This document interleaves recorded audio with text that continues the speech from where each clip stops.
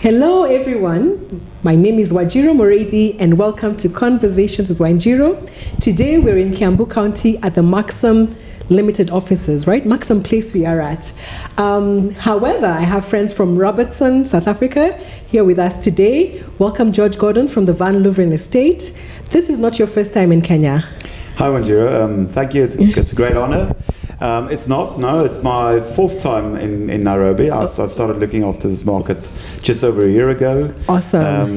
So hopefully many returns. How is your Swahili? Jambo? Karibu. There you go. Kwahere and the basics, but learning. Yes. You're the accountant. Pesangapi is how much money? Yeah. No, well done. This is our first meeting in Kenya, but not our first meeting because I have been to the estate twice. Yeah. First was during Cape Wine 2022, sometime in October. And then, of course, a month ago, we were hosts of yours at Four Cousins. Thank you very much for that. And I'm really glad we're able to do this here as well. It was a fantastic evening. Yeah, thank you. So what brings you to Kenya?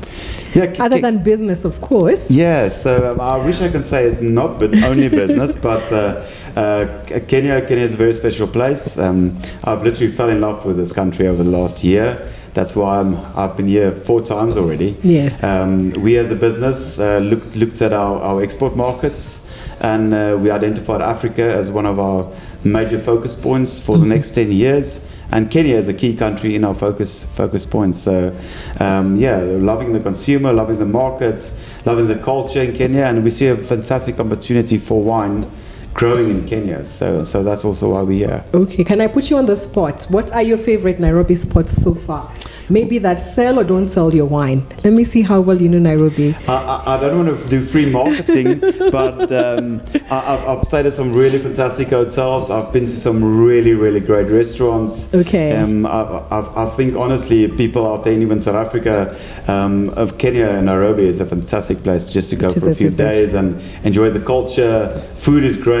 Now there's great wines as well, and the people are friendly. I mean, and safe. I feel really safe in Kenya. Okay. So I do travel a bit quite in Africa, and Kenya is definitely one of my favorite places. Nairobi specifically. So, but I've been to other places in Kenya as well, and they're all brilliant. So. Okay, Karibu Tena will make you the unofficial ambassador. Thank you. Coming back to the Van Loveren Wine Estate, you have a couple of brands available from your estate, of course, to all markets, but what are you focusing on in Kenya specifically? So our biggest brand is Four Cousins, and I'm pretty positive we'll have some conversation with one of the cousins later on. We can't wait. But I think for us as a brand, Van Loveren is our company name. Yes. We have in total 24 brands across our portfolio, from entry-level wines to mid-tier, popular, premium, up until ultra premium wines. Yes. In total, we've got about 5 wineries. A lot of them are estates.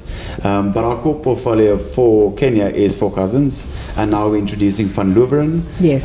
Christina, which is our premium range, and Zandvliet, and also a new introduction called Seven Hills. Oh, Seven Hills. Seven Hills, that's part of ours, yes. Okay, cool. Is that made specifically for the Kenyan market, or is it available elsewhere as well? Because that's the first time I've heard about it, actually. Yeah, it's relatively new. We started testing it in Uganda. We're doing quite well in Nigeria, and now Kenya is our next focus point. So very excited about Seven Hills, and what the feedback from the market is very positive.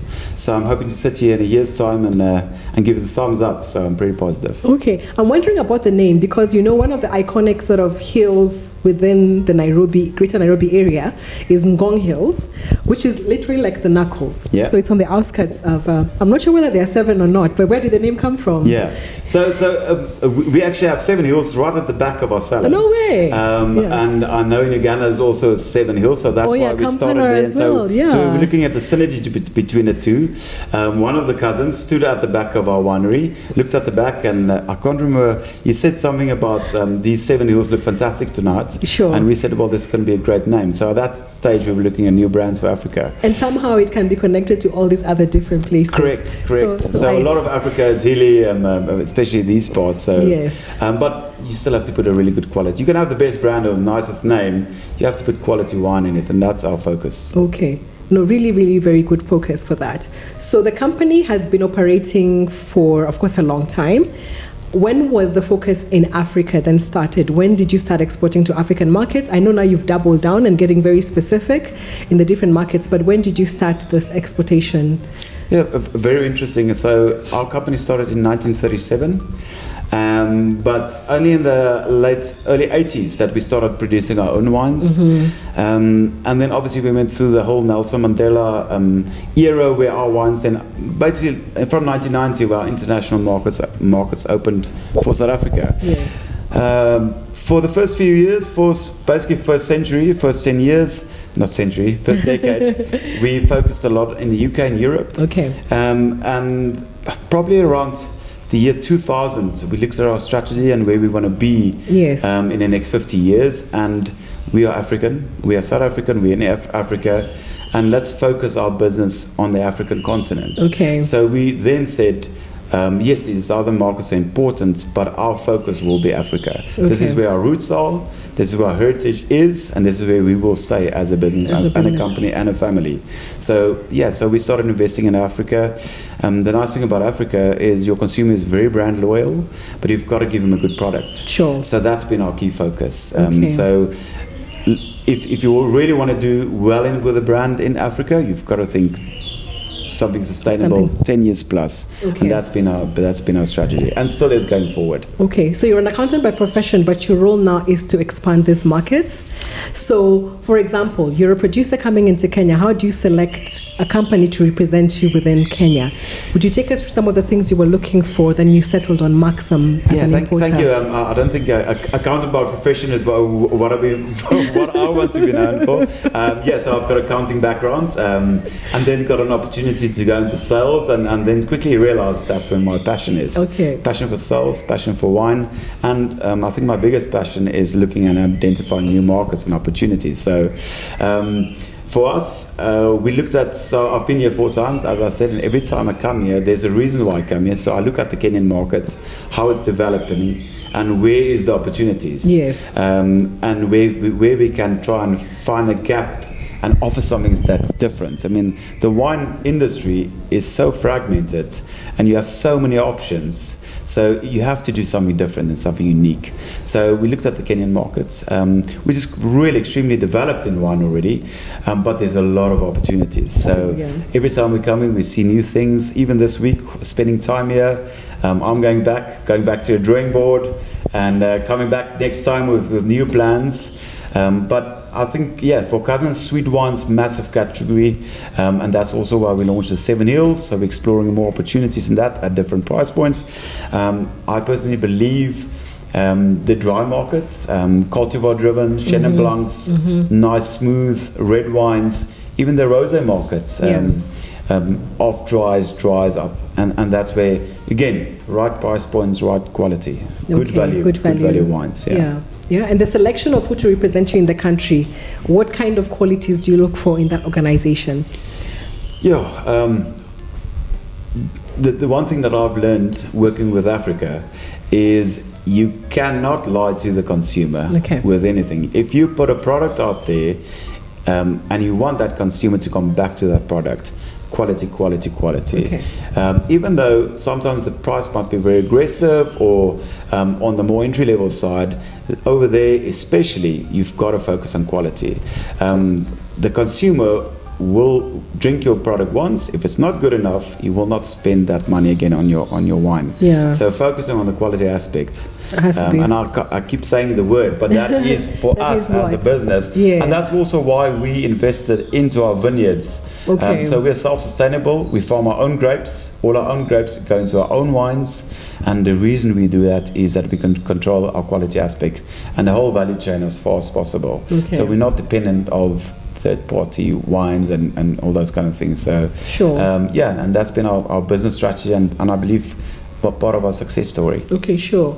And I mean, you're a family-owned business, so I'm sure even when you're partnering with the different partners across the African countries, perhaps that ethos continue to shine through in the partners you're working with in the different countries too. Is it not? 100% correct.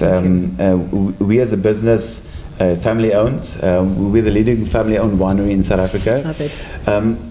I think the biggest challenges in Africa, and I'm not referring just to Kenya, is finding the correct partners. Sure. Invested in your brands with a long-term plan. So where we can, working with family businesses, and Maxim is a family business, family-owned, you share a lot of values and core business principles. Super. And culture, business culture, and that is what we as a family business seek to find partnerships. Correct. So essential part of driving growth and brand building a brand in Africa. Sure. Finding correct partners. Finding correct partners, yeah. And my business also was started with a family member. Fantastic. A parent.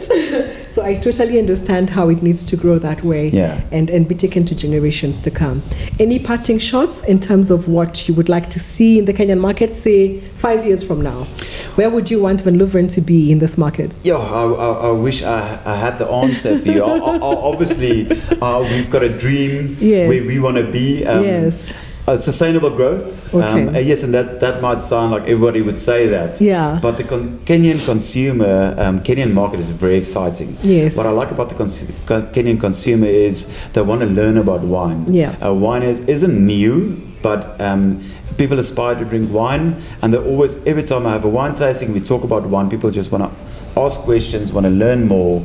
Obviously it was predominantly beer dominated and then spirits. But wine is fast growing, and that's exciting for us. I mean, if people the more people drink more wine, the better for us as a wine and as an industry. South Africa is a very small player globally. We only do about 4% of the world wines. But Africa, we're a big player in Africa. You're a big player here. You're a big player here too. More than 50% of consumption. And of course of the volume and the value is South African wine. I think it's important for other South African wineries to start focusing on Africa. It's a great opportunity. We should focus on Africa. Okay.